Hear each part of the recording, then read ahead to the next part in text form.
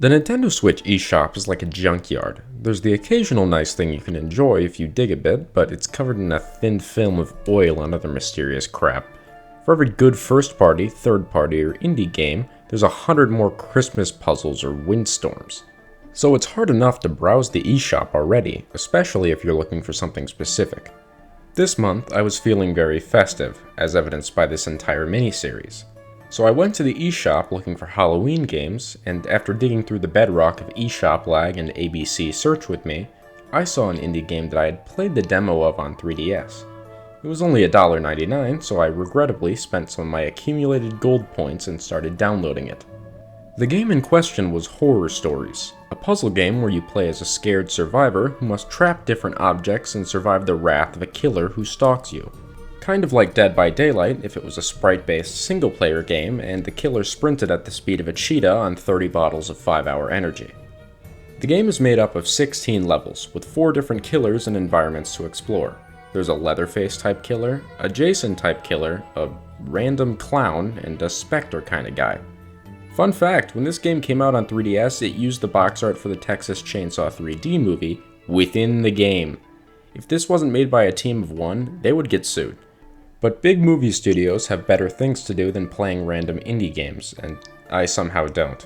I mean, I have rent to make, but I spend most of it on Super Mario Bros. U Deluxe. Alright, let's dive into this game and how it makes Sonic 06 look like Ocarina of Time in comparison.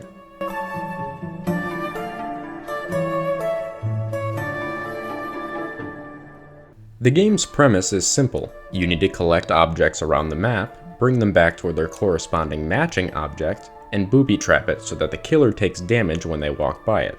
It's the same premise for 16 straight levels, and I got tired of it after about 2 of them.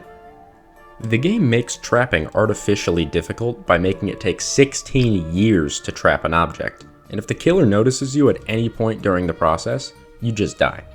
I'm all for difficulty, but doing this 5 times or so per level for 16 levels straight just feels like I'm playing a loading screen. I feel like the Wii Shop Channel brick minigame is a better use of time than waiting 16 seconds to cut a wire? How in the hell does it take this character 16 seconds long to cut a wire when they have a wire cutter? Are they using it backwards? What are you doing? Eating cereal. With a screwdriver? I don't think that's... I'm doing my best, okay? Don't rush me. This is good game development. If the killer locks onto you, you're as good as dead, so you might as well just run toward them and give them a hug. I don't mind this aspect of the game. There's no running from a hulking killer in horror movies either, so it makes sense.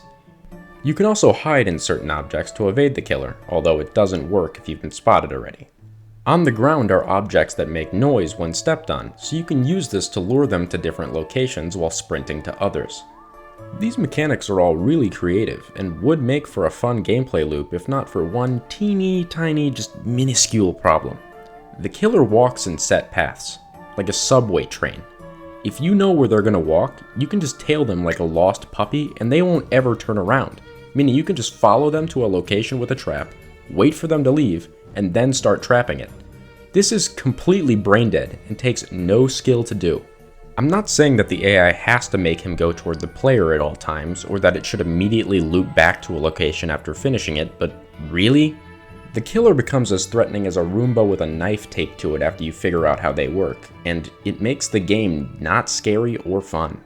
But this game does get difficult sometimes. Why, you ask? Oh, it's not intentional. The AI just straight up breaks sometimes. The second to last level took me 20 tries to beat, and that's because the killer would walk in circles and never trip the final traps I had set. And because the developer decided to make it a rectangle with a single passageway and traps on opposite sides, if the killer notices you on purpose so you can lead them to a trap, there's no way you'll outrun them to another in time. You just have to pray that the killer's AI doesn't break before you finish any given level, and that's a rare event in this game. How do you make a game during the 3DS era go to the effort of porting it to different consoles and still not have functional AI? The game just turns into a bona fide screensaver if the AI breaks, but heaven forbid you try to trigger the killer's path by stepping on a pan or making him notice you. He'll either just resume his regular circle or kill you on sight. The game is only $1.99 on the eShop, and I still wouldn't waste my time on it if it was free. Hell, it's $4.99 on Steam, and that's absolute robbery. Opportunity cost is a real thing, and there are other great puzzle games to play in the same time frame that you would waste on this one. It's such a shame, because it's a cool spin on the horror movie game idea, but the mechanics are held together by Elmer's glue and my tears. So, as a challenge, I'm gonna program my own game in the style of this game. I only have 5 minutes to do it since that's how long this one was built in, so I have to move fast! Okay, this is my new game, Shooty McShoot Shoot. You press the X key to shoot enemies that infinitely spawn. If they hit you, you die. There's no upgrades, and here's the fun part. You only have one bullet, and you only get more if you kill an enemy. So you better not miss, or you're gonna have to start over. Also, the gun randomly breaks 10% of the time, and if it does, it'll automatically deduct $500 from your bank account.